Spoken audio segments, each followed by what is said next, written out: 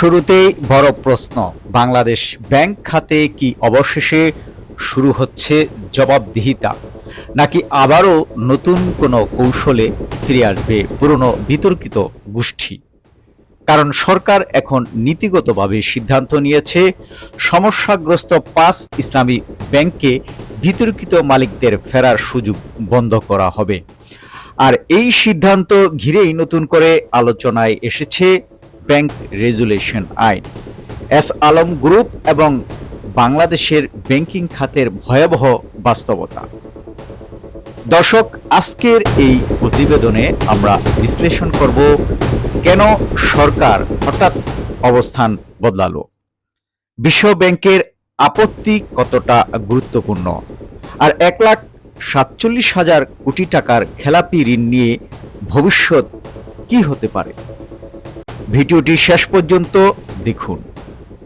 Bangladesh bank খাতে গত এক দশকে সবচেয়ে বড় বিতর্কের নাম ছিল ঋণের নামে টাকা বের করে নেওয়া। বিশেষ করে কয়েকটি ইসলামী ব্যাংকের নিয়ন্ত্রণ নিয়ে নানা অভিযোগ বহুদিন ধরেই আলোচনায় ছিল। এর মধ্যে এক্সিম সোশ্যাল ইসলামী, ফার্স্ট সিকিউরিটি ইসলামী, ইউনিয়ন ও গ্লোবাল ইসলামী ব্যাংক সবচেয়ে বেশি সংকটে পড়ে। অভিযোগ রয়েছে রাজনৈতিক প্রভাব ও দুর্বল তদারকির সুযোগে বিপুল পরিমাণ ঋণ বিতরণ করা হয়, যার বড় অংশই এখন খেলাপি। সংখ্যাটা কতটা ভয়ঙ্কর জানেন? এই ৫ ব্যাংকের সম্মিলিত খেলাপি ঋণ প্রায় ১,৪৭,০০০ কোটি টাকা, যা মোট বিতরণ করা ঋণের প্রায় ৭৯%। অর্থাৎ প্রতি ১০০ টাকা ঋণের মধ্যে প্রায় ৭৯ টাকাই ফেরত আসছে না।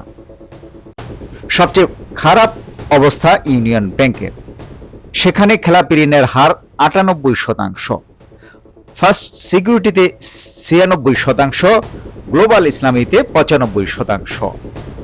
এমন পরিস্থিতিতে অন্তর্বর্তীকালীন সরকারের সময় ৫ ব্যাংককে একীভূত করে একটি নতুন সম্মিলিত ইসলামী ব্যাংক গঠনের সিদ্ধান্ত নেওয়া হয়।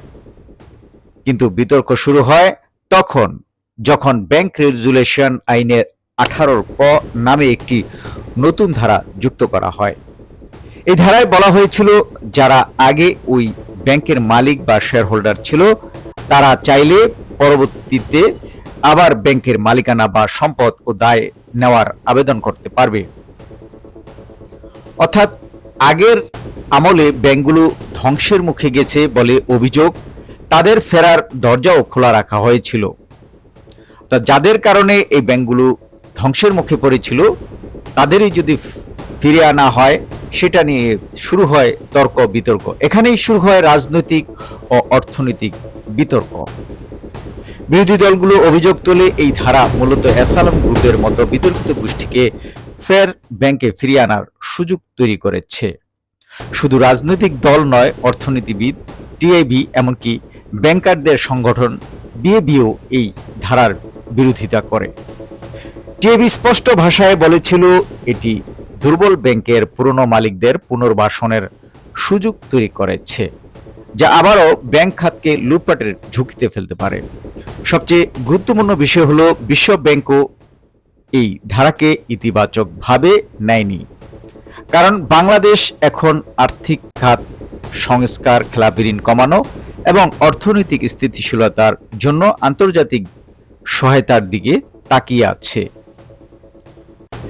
বিশ্ব ব্যাংক স্পষ্টভাবে বলেছে, বাংলাদেশের ব্যাংক রেগুলেশন কাঠামোকে আন্তর্জাতিক মানের সঙ্গে সামঞ্জস্যপূর্ণ হতে হবে। এখন প্রশ্ন হলো, সরকার কেন হঠাৎ এই ধারা বাতিল করতে চাইছে? বিশ্লেষকরা বলছেন, এর পেছনে ৩টি বড় কারণ। প্রথমত, রাজনৈতিক চাপ ও জনসমালোচনা। কারণ সাধারণ মানুষের মধ্যে একটি ধারণা তৈরি হয়েছিল, ব্যাংক লুটেরাদের আবারও ফিরিয়ে আনার পথ তৈরি করা হচ্ছে। দ্বিতীয়ত, আন্তর্জাতিক চাপ। বিশ্ব ব্যাংক সহ উন্নয়ন সহযোগীরা চাইছে ব্যাংক খাতে বাস্তব সংস্কার, বিশেষ করে দুর্বল ব্যাংক পুনর্গঠন, স্বচ্ছতা ও জবাবদিহিতা নিশ্চিত করা। আর তৃতীয় কারণ হলো সরকারের আর্থিক সক্ষমতা। কারণ এই ৫ ব্যাংককে টিকিয়ে রাখতে বিপুল অঙ্কের অর্থের প্রয়োজন হবে।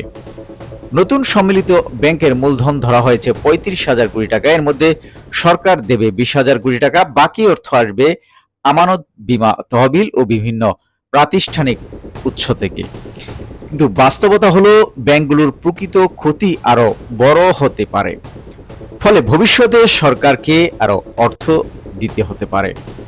এখন বড় প্রশ্ন, ১৮ ক ধারা বাতিল হলে কি ব্যাংক খাতে আস্থা ফিরবে? আংশিকভাবে বলা যায় হ্যাঁ, কারণ এটি একটি গুরুত্বপূর্ণ বার্তা দেবে। ব্যাংক ধ্বংস করে আবার সহজে ফিরে আসা যাবে না। তবে শুধু আইন বদলালেই হবে না। যাদের বিরুদ্ধে অনিয়ম ও ঋণ কেলেঙ্কারির অভিযোগ রয়েছে তাদের বিরুদ্ধে বাস্তব পদক্ষেপ নিতে হবে। খেলাপি ঋণ আদায় করতে হবে আর রাজনৈতিক প্রভাবমুক্ত ব্যাংক পরিচালনা নিশ্চিত করতে হবে। না হলে নতুন নামে ব্যাংক চললেও পুরনো সমস্যাই থেকে যাবে। বিশ্বব্যাংকের সাবেক মুখ্য অর্থনীতিবিদ মোহাম্মদ জাহিদ হোসেনও বলেছেন, ১৮ ক ধারা বাতিল হওয়া ভালো খবর, তবে দেখতে হবে পুরোপুরি বাতিল হয় নাকি নতুনভাবে আবার কিছু যুক্ত করা হয়। অর্থাৎ এখনো পুরো বিষয়টি নিয়ে সতর্ক থাকার প্রয়োজন আছে। সবশেষে বলা যায়, বাংলাদেশের ব্যাংক খাত এখন একটি টার্নিং পয়েন্টে দাঁড়িয়ে। একদিকে রয়েছে সংস্কারের সুযোগ, অন্যদিকে রয়েছে পুরনো প্রভাবশালী গোষ্ঠীর ছায়া। সরকার যদি সত্যিই স্বচ্ছতা, জবাবদিহিতা ও কঠোর আর্থিক শৃঙ্খলা নিশ্চিত করতে পারে, তাহলে এই সিদ্ধান্ত ব্যাংক খাতে আস্থা ফেরানোর বড় পদক্ষেপ হতে পারে। কিন্তু যদি রাজনৈতিক সমঝোতা বা গোপন সমীকরণ আবার প্রাধান্য পায়, তাহলে সংকট আরো গভীর হওয়ার আশঙ্কা উড়িয়ে দেওয়া যাবে না। ভিডিওটি নিয়ে আপনার মতামত কি? আপনি কি মনে করেন বিতর্কিত মালিকদের স্থায়ীভাবে ব্যাংক খাত থেকে দূরে রাখা সম্ভব? কমেন্টে জানান। আর এমন বিশ্লেষণধর্মী অর্থনীতি ও শেয়ার বাজারের খবর পেতে সাবস্ক্রাইব করুন শেয়ার বিজনেস 24।